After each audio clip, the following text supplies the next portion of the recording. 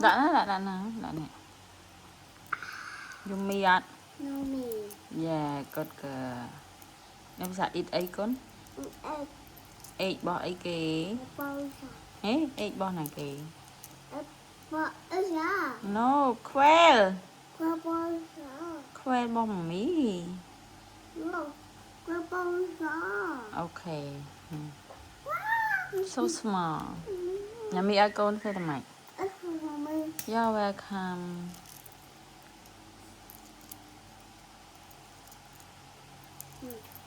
Nó xem. Nè, này. Còn ở pe eat high, sleep high. Nhẹ bị sleep eat right high go. Two. Yeah, go school no. Now. Cry.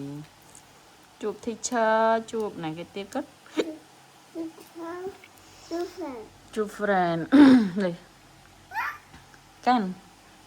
Mami ơi. Do bài tham hay từ đọc máu ở chụp friend hay play ấy khá cất play ấy khá. Play a ball. Yeah, game. Playground. Ôi, friend. Friend game. Hay painting à. Fixing a cricket. Yeah.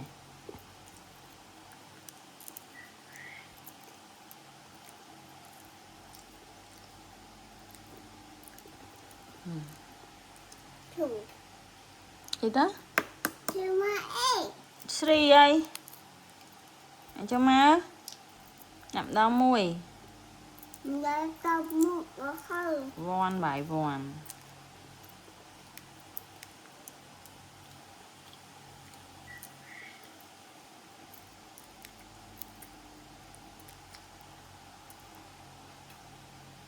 Như thế này. Chụp nữa. Chụp mùi tiết này này. Bỏ mùi tiết này này. Này, sit down. No. Davisa. One. Oh, đặt từ school đi chẳng. I'll stay home. Two. Mà sit lên. That's it. That's good. Sit đó. That's good. À chứ ơi. Chứ tình vậy mà. Chụp vậy. Ok. Chụp vậy. Ít nó hand á. Ít có cô lên.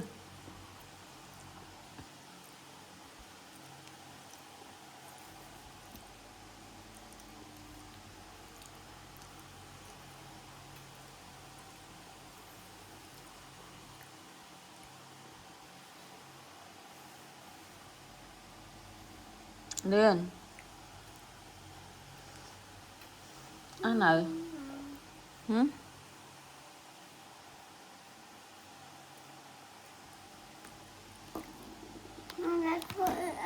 Mấy chồng. Nó mà mi đã thọt môi sần chầm chồng. Mà. Chạy mày. Yeah, bàn. It a quail. Mystic.